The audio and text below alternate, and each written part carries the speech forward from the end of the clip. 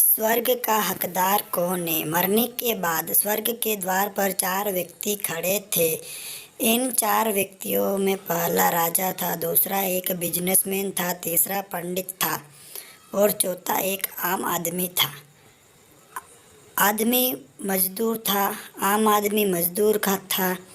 किसी को भी यह पता नहीं था कि कौन स्वर्ग के अंदर प्रवेश कर पाएगा, कौन वहीं से वापस लौट दिया जाएगा। सब स्वर्ग का दरवाज़ा खुलने की राह देख रहे थे और आपस में बातें कर रहे थे, जैसे कि राजा को मरने से पहले ही अपने ही आदत थी। उसने अपनी बात सबसे पहले बताई। राजा ने कहा, मैं बहुत प्रख्यात राजा हूँ। मैंने धरती पर अपना बहुत नाम कमाया है, इसलिए पूरी संभावना है कि मैं ही स्वर्ग में जाऊंगा। फिर व्यापारी ने अपनी बात सामने रखी। वह बोला, मैंने धरती पर खूब धन कमाया और उस धन से मैंने सैकड़ों लोगों की मदद की, इसलिए मैं ही स्वर्ग का हकदार हूँ। अब बारी थी पंडित की, तो पंडित ने मुंह खोला और सबको यह कहा, चाहे तुम जो सोच लो, लेकिन यह बात तो तय है कि स्वर्ग के दरवाजे खुलेंगे तो मेरे लिए ही। सब जानते हैं कि पंडित दिन रात भगवान को याद करते हैं, इसलिए स्वाभाविक है कि स्वर्ग में पंडित का स्वागत किया जाएगा। जब सब ने अपना अपना पक्ष रख दिया, तब सबकी नज़र उस मजदूर पर थी जो चुपचाप अपनी नज़र नीचे झुकाए बिना कुछ बोले वहीं पर खड़ा था। स्वर्ग का दरवाज़ा खुला और वहाँ एक देवदूत आकर खड़ा हो गया। देवदूत के हाथों में एक पुस्तक थी जिसमें इन सभी के कर्मों के बारे में लिखा हुआ था। देवदूत ने सबसे पहले राजा को अपने पास बुलाया और उसको पूछा, तुम बताओ, तुमने अपने जीवन में क्या क्या अच्छे कर्म किए? मैं उन्हें इस पुस्तक में देखकर फैसला करूँगा कि तुम अंदर आने देना है या नहीं। राजा ने कहा, मेरा राज्य जितना बड़ा उतना ही समृद्ध था और मेरे राज्य के सभी लोग खुशहाल थे। सभी बड़े आनंद से रहते थे। मैंने उन्हें कभी भी किसी भी चीज़ की कमी नहीं होने दी।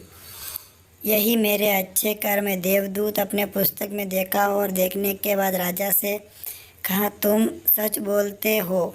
तुमने अपने राज्य की प्रजा को बहुत सुखी रखा था, लेकिन तुमने अपने राज्य की सीमा बढ़ाने के लिए जितने युद्ध किए थे, उन युद्ध की वजह से हजारों सैनिकों ने अपनी जान गंवा दी थी।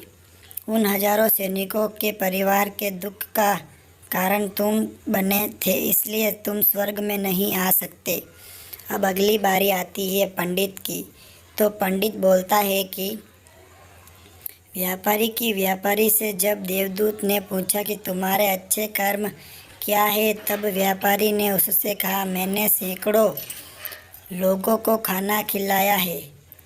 उसने सैकड़ों लोगों की मदद की थी, कई आश्रमों में दान किया है, कई निराश्रित लोगों के घर के लिए घर बना कर दिया है। यह मेरे अच्छे कर्म है। देवदूत ने फिर से अपने पुस्तक में ध्यान से देखा और देखने के बाद व्यापारी से कहा, तुम्हारा कहना भी ठीक है कि तुमने बहुत दान धर्म किया है, लेकिन यह दान धर्म तुमने जिन पैसों से किया है, उन पैसों को कमाने के लिए तुमने न जाने कितने झूठ बोले हैं, कितनी हेरा फेरियाँ की है और कितनी मिलावटें की है, इसलिए तुम भी स्वर्ग में नहीं आ सकते। जब पंडित से यही सवाल किया गया तो पंडित ने बड़े ही आत्मविश्वास के साथ कहा, मैं अनगिनत लोगों को ज्ञान दिया है, हजारों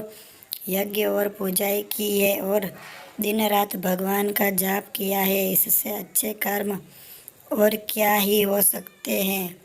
देवदूत ने अपनी पुस्तक के अंदर झांक कर देखा और पंडित से कहा, अब पंडित के बारे में देवदूत बताते हैं।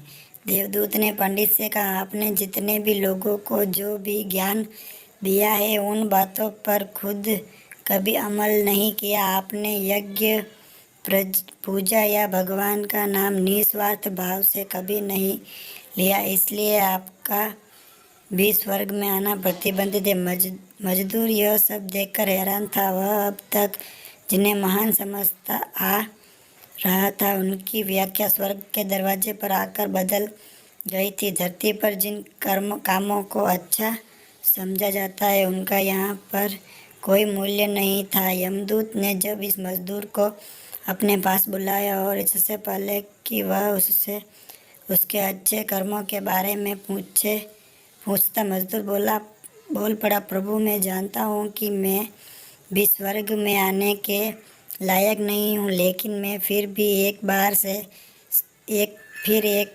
बाहर से ही स्वर्ग को झांक कर देखना चाहता हूँ। बस इससे ज़्यादा मेरी कोई इच्छा नहीं है, क्योंकि ऐसी इच्छा पालने के लिए मैंने जीवन में कुछ भी नहीं किया। मैं पूरा दिन मेहनत करता और जो भी पैसा कमाता उससे अपने परिवार के पालन पोषण में खर्च कर देता, इसलिए दान धर्म के लिए कुछ बचता ही नहीं।